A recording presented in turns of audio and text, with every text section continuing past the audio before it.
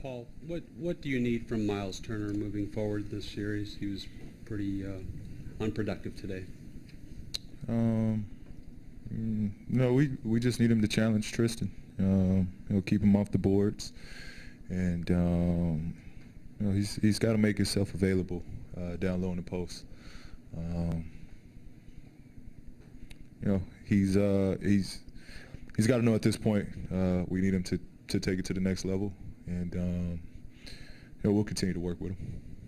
Is that something you'll address with him, or does that not need to be said? Well, I've been in his ear all the way up until this point of that next step and growth for him. But in this league, you kind of got to find it. He's still young, he's still learning, so it's a good thing. But we're gonna work with him.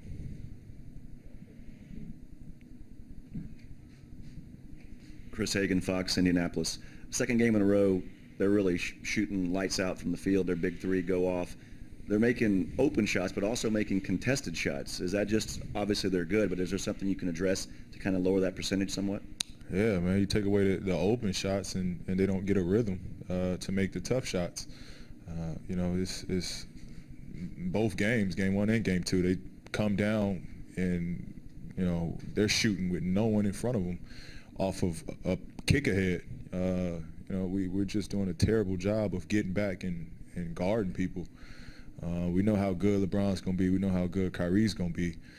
But, the other guys, we got to be able to limit catch and shoots, especially when they're coming off of just them advancing the ball up.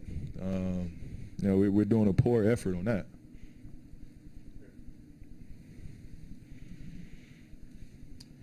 Nate Taylor with the Indianapolis Star. Paul, I know you and Nate both said after game one you needed to be tougher on defense, but just what effect do you think it had that LeBron had so many easy scoring opportunities, especially dunks in that first half that seemed to get the crowd going and the rest of the guys in rhythm? Yeah, I'm not sure. We're just not taking the fight to him right now. To that Cavs team, we're not doing anything aggressively right now. Paul, you guys, on that 1-3 pick and roll, you've tried to blitz and recover. You've tried to switch everything. Are there any answers for this team? Man, we had the answers. We'd probably be up in this series right now. Really, it's I'm trying to figure it out. We're trying to figure it out. They're killing us on it. Whatever it is, whatever we got to do, we got to try to figure it out at home. But they're definitely killing us on a 1-3 pick and roll. Paul, either game has ended how you'd like, of course, but in both of these fourth quarters, you've done so well, erased large leads. Is there something different that you see in the Cavs fourth quarter, whether it's fatigue or anything like that?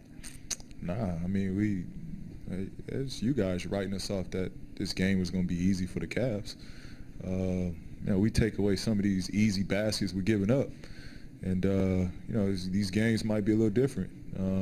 At every point in the game, we know we got a chance to come back. Even when we're down big, we know we got an opportunity to clamp down and make baskets and get ourselves back in the game. But it's these little stuff that we can't, we're not doing a great job of controlling. And that's these easy threes and these easy uncontested layups that we're giving up. We limit that, and we're in a ball game. Paul, Nate spoke of a loss of composure in the third quarter. I'm wondering what you saw in terms of how you guys handled their runs and the effects they were having. And with Lance, he's such an emotional barometer for you guys, high. I'm wondering potentially low. If he gets a little flustered, is that contagious at all? It can be. It can be. He's got to learn to control himself.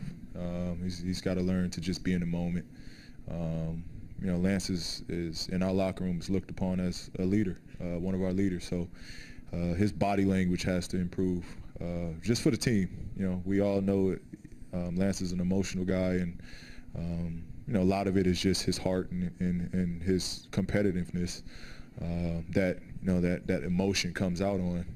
But he's just got to channel that and put it towards making effort plays on the court, and doing whatever he needs for us to succeed. But I just thought in that third quarter they double teamed, they trapped, and we should have did a better job of, once we got it out in the pick and rolls, our bigs got to make plays at that point, and no, we didn't.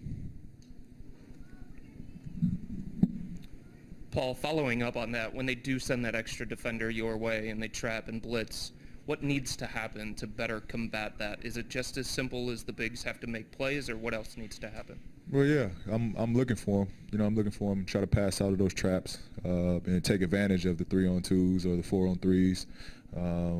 Yeah, that's really what it comes down to. On all of those pick and rolls, I'm looking for him because that's how you play the game. You got to, burn them up on if they send two to the ball, getting that ball out of that trap. And, we got to rely on them to make plays.